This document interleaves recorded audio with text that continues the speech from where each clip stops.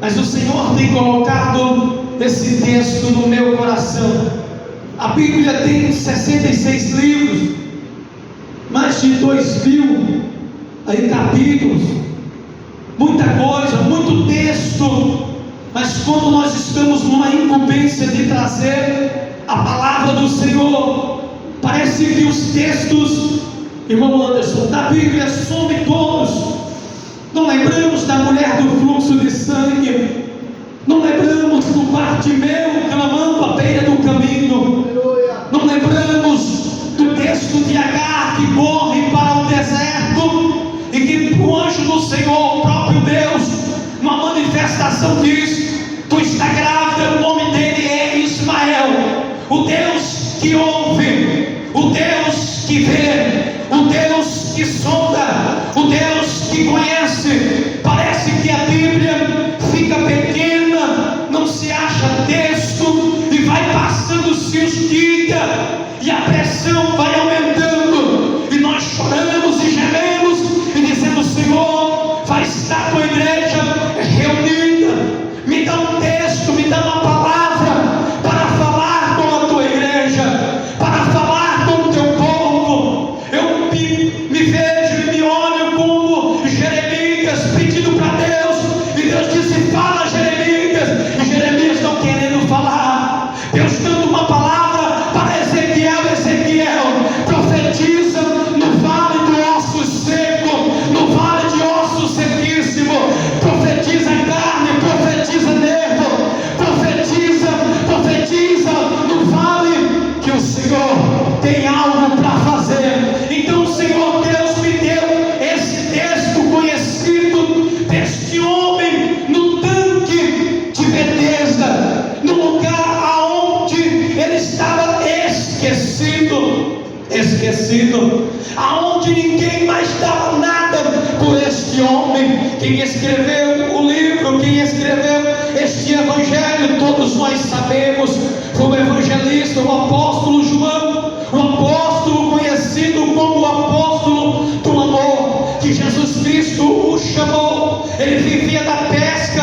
de uma sociedade junto com Pedro e André, e Jesus o chama, e Jesus o convoca para serem pescadores de homem, para presenciar, para andar com Cristo. Jesus chegou até a dizer: olha, vocês são privilegiados, porque muitos dos profetas grandes, profeta Jeremias, profeta Eliseu, profeta Elias, o Eliseu que pegou a capa, que teve uma ousadia tremenda, chegou diante do Jordão e disse: cadê o Deus de Elias? E o Jordão se abriu. Muitos daqueles que foram grandes, que nós conhecemos a história, o legado que deixaram, eles profetizaram até mesmo acerca do Messias, mas os olhos deles não viram. Aqueles homens foram privilegiados de andar com Jesus, de caminhar ao lado do Mestre, do Logos, do Verbo, do Cristo, da segunda pessoa da Trindade, que se fez carne e habitou entre nós. E João vai dizer: vimos a glória dele, como a glória do unigênito do Pai, cheio de graça e de verdade. Que privilégio caminhar ao lado de Jesus. Quando Jesus curava, era o próprio Deus curando. Quando Jesus manifestava misericórdia, era o próprio Deus manifestando misericórdia. Que privilégio Jesus escolheu a ter dos seus discípulos para andar junto com ele. E agora João vai narrando, porque no tempo de João havia agora uma heresia. Tentavam negar a divindade de Jesus Cristo, tentaram desprezar o Filho de Deus, Jesus, o Verbo encarnado, dizendo: ele não é filho, ele é uma segunda criatura, maior do que os anjos, diminuindo o Filho de Deus, diminuindo Jesus Cristo. Então se levanta João, o apóstolo do amor, o apóstolo que caminhou lado a lado, aquele que correu no dia da ressurreição ao túmulo no primeiro dia,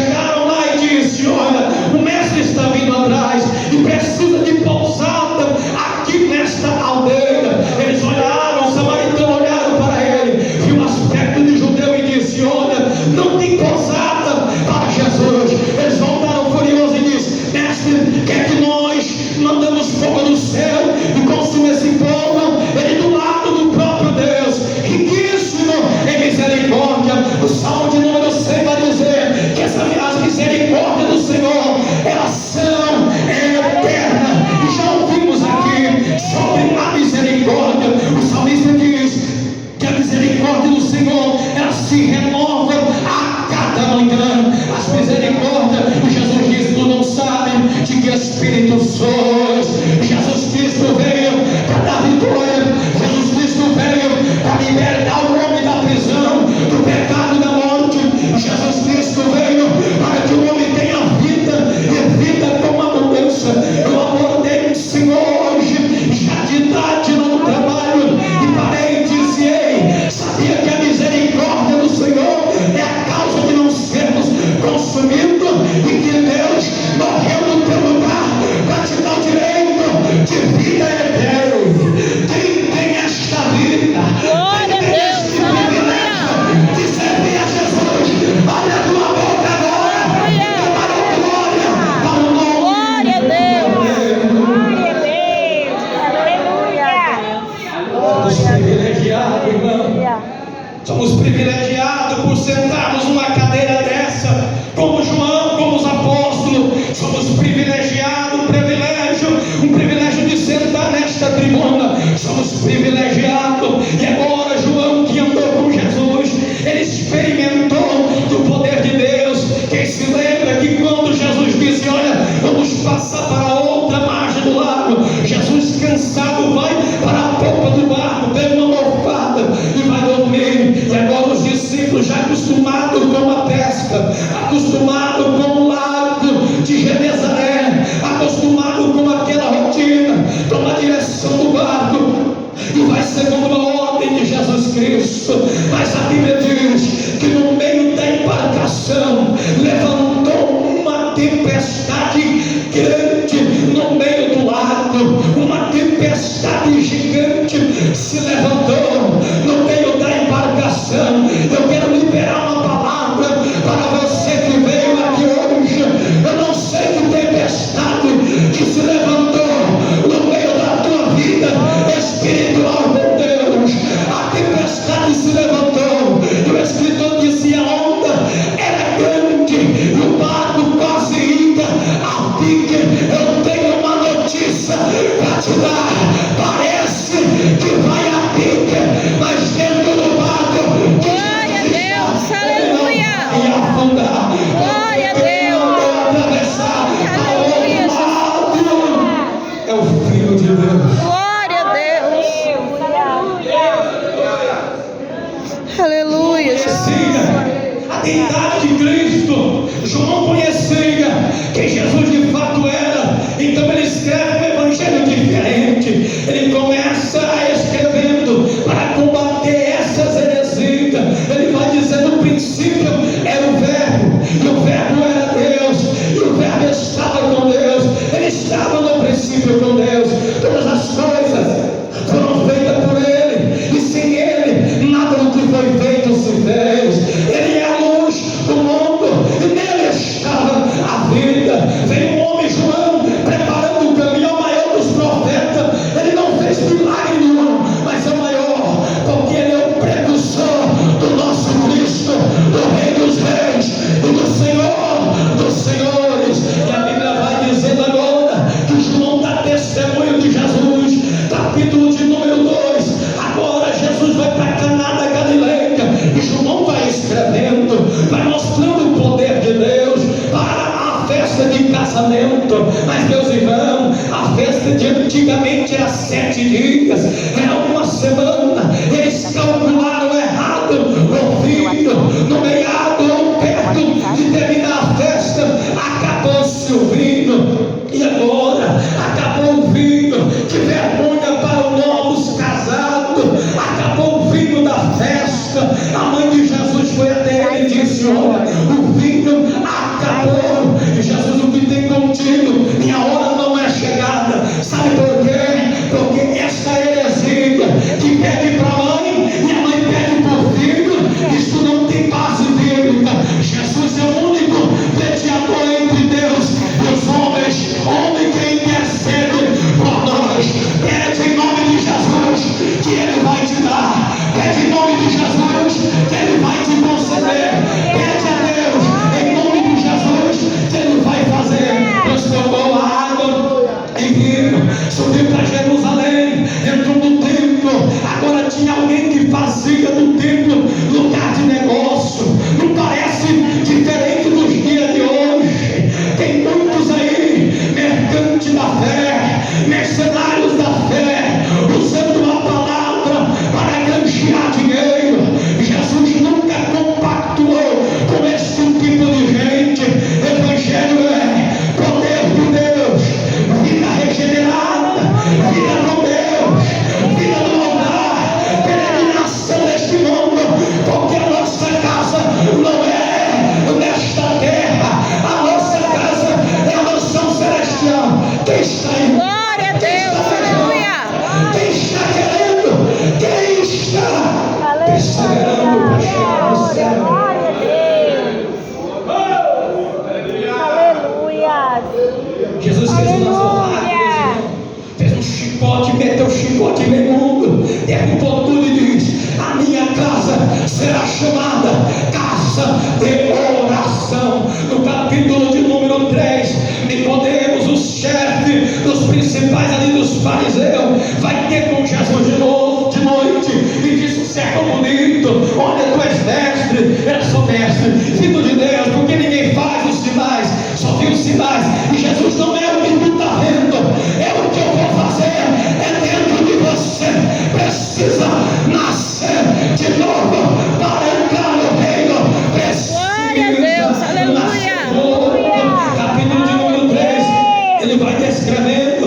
Capítulo de número 4, agora ele vai ter um confronto, vai ter agora uma calúnia. Jesus começa a desenvolver o ministério, a fama chega. Alguém que citou aquele lá de Nazaré. Jesus está fazendo um milagre, o céu está abrindo, os leprosos são purificados de uma vez, e agora surgiu agora um tumulto, surgiu agora uma inveja no meio do povo, no meio do povo de Deus. Não pode ter inveja no meio do povo, um puxa para cá e outro puxa para lá, não. Nós estamos servindo o mesmo Deus, o mesmo Senhor. Glória a Deus, aleluia. Para o mesmo céu.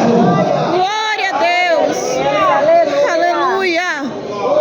Chegou alguém, filho de Satanás, e disse: ó João, tem aquele que tu deu testemunho, que tu falou bem dele, não tem que ele veio ter contigo no Jordão? Então, João, ele está batizando. Olha, aí lá tem gente, lá tem bastante gente, ele está batizando mais gente. João começa a dizer, dá testemunho: olha, quem tem a noiva é o esposo, mas o amigo do esposo se alegra com a voz do noivo. Bendito seja o nome do Senhor. Agora no final do capítulo 4, Jesus vai curar agora um filho de um centurião de Cafarnaum, porque quando Jesus vem e diz: olha, um profeta não tem crédito na tua pátria, porque em Jerusalém, na Judeia, já tinha rejeitado Jesus. Olha, tu não é o Messias da Escritura, tu não é. Eles até diziam assim: olha, vê aí esse de Nazaré, vem algum Messias. Jesus nasceu em Belém de Judá, e depois ele foi para Nazaré para cumprir o que Malaquias disse: ele será chamado Nazareno. Nazareno, Glória a Deus, aleluia. o Nazareno está aqui. Aleluia. O Nazareno está aqui nesta noite. Glória a Deus. O Nazareno marcou uma visita contigo aqui nesta noite. O Nazareno, ele chegou aqui neste lugar e ele tem uma surpresa para ti. Ele tem algo para entregar na tua vida. E agora ele encerra o capítulo de número 4, e as horas já me mandam ali quase parar, mas eu vou entrar no texto que eu li. Agora o escritor vai dizer: havia uma festa entre os judeus, e Jesus, como ele era obediente, ele nasceu sob a lei, então agora ele vai subir para Jerusalém. As principais festas, ou a mais principal das festas do judeu, era a festa da Páscoa, e Jesus sobe para a Judéia, para Jerusalém, para a festa. E a Bíblia diz que Jesus agora ele vai chegar naquele lugar, e o texto vai narrar que havia em Jerusalém um tanque chamado Betesda, casa de misericórdia, perto da porta das ovelhas. Quem se lembra, Neemias, quando veio reedificar os muros do capítulo 10, as portas do gado é a mesma porta da ovelha. Quando eles vão levantar o muro, o sumo sacerdote da época, com os seus irmãos, eles vão se unir para levantar a porta das ovelhas, a porta do gado, porque ela representa o sacrifício. Ela representa o sacrifício ao Senhor. Nós devemos ter sacrifício para o Senhor. O sacrifício não pode ser só o sumo sacerdote, entendeu? Tem que ter sacrifício, tem que ter fogo no altar. Se tem sacrifício, tem lenha. Se tem lenha, tem fogo. Se tem fogo, tem pureza. Tem que manter o fogo. Glória a Deus, Tem que manter sacrifício. Mas nos dias de hoje, os crentes não querem orar, o crente não quer jejuar, obreiros não quer descer. Eu venho trazer uma palavra para nós. É tempo de levantar a porta das ovelhas, porque Deus quer sacrifício. glória a Deus, aleluia.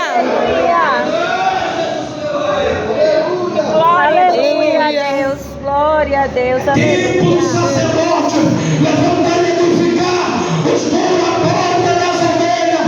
É tempo de nós descer na madrugada para ver se assim Deus tenha misericórdia. Aleluia, Jesus. Glória a Deus. Fica destruída. A Bíblia diz em Levítico, em Números, o altar arderá continuamente e não se apagará. Quem se lembra no tempo de Ofni e Finéia, do sacerdote ali, antes que a lâmpada do templo se apagasse, antes não tinha cuidado mais de acender a lâmpada de manhã e de tarde, não tinha cuidado mais de fazer o altar de tarde e manhã, e à tarde levantemos igreja e levantemos altar, porque altar é comprometimento da sua igreja com o Aleluia, Senhor. glória a Deus. Mas levantou o altar, perdeu na escola, levantou o altar em Siquém, levantou o altar em Ai, em Mispa, levantou o altar em vários lugares.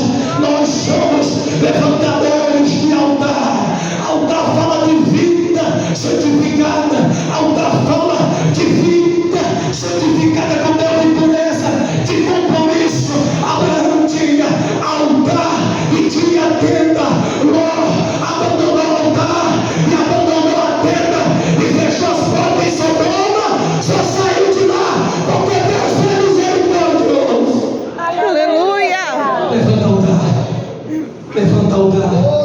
João era um sacerdote que levantava o altar de manhã e dizia: meus filhos podem ter pecado, levante o altar pelos seus filhos, levante o altar pela tua casa, levante o altar pelo ministério, levante o altar pelos adolescentes, crianças, levante o altar e pegue.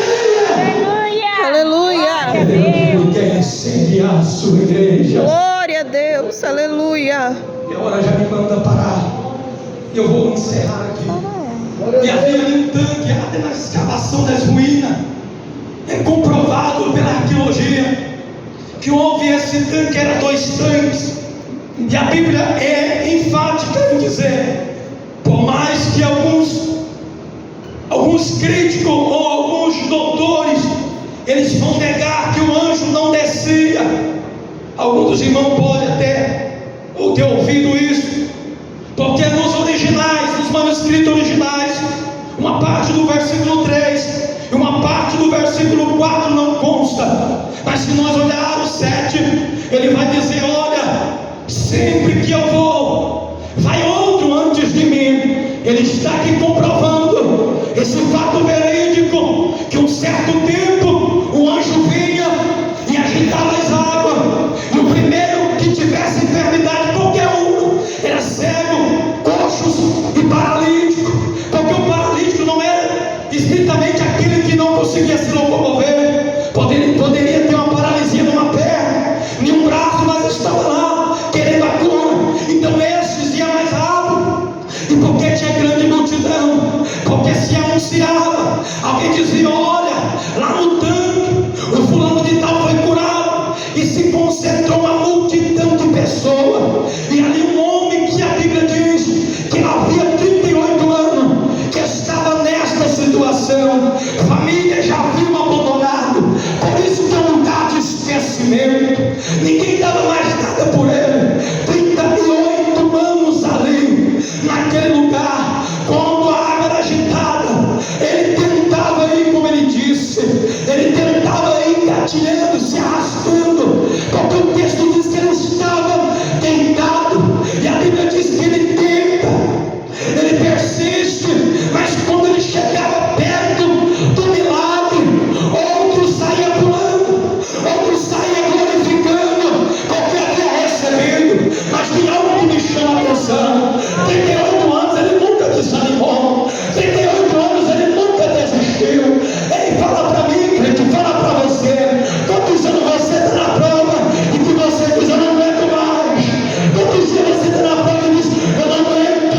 Aqui é 38 anos no alpendre, debaixo de uma cobertura, como agitava, ele ia, outro chegava, ele voltava e estava deitado.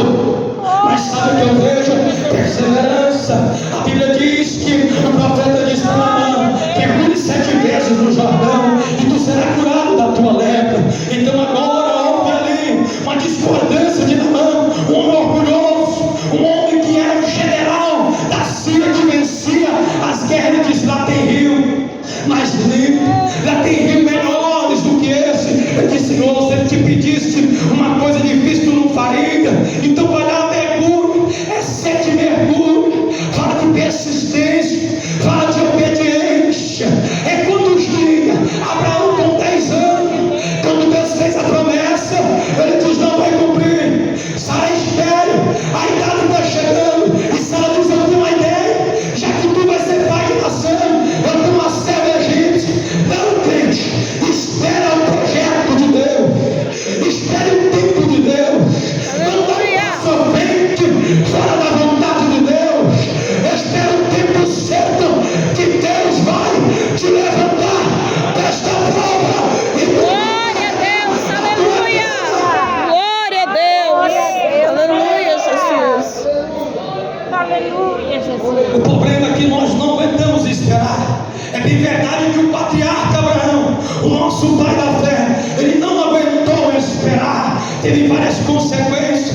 Agora olha para Naamã, é 7 vezes, chega no Jordão lamacento, e eu tenho que conjecturar e imaginar como foi o comandante daquele, um homem de divisa, chegou diante do Jordão, deu um mergulho, pensa que ele saiu lá e olhou, e diz: mas nada, é 7, comandante, é 7 mergulhos, mergulha 1, mergulha 2, não é 6, é 7.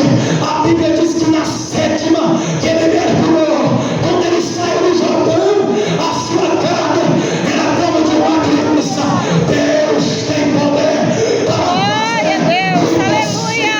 na tua vida. Tu acredita, crente? Glória a Deus, aleluia. Se tu não acreditar, Oh, eu pego esta aleluia. palavra para mim. Se tu não acreditar, eu pego esta palavra para mim.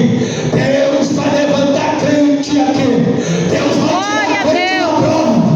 Deus vai Aleluia, tirar crente Jesus. do Glória a anonimato. Deus. Quem se lembra de Mefibosete, que estava em Lodebar, caiu de quando era criança, correndo porque o exército matou o avô, matou o pai.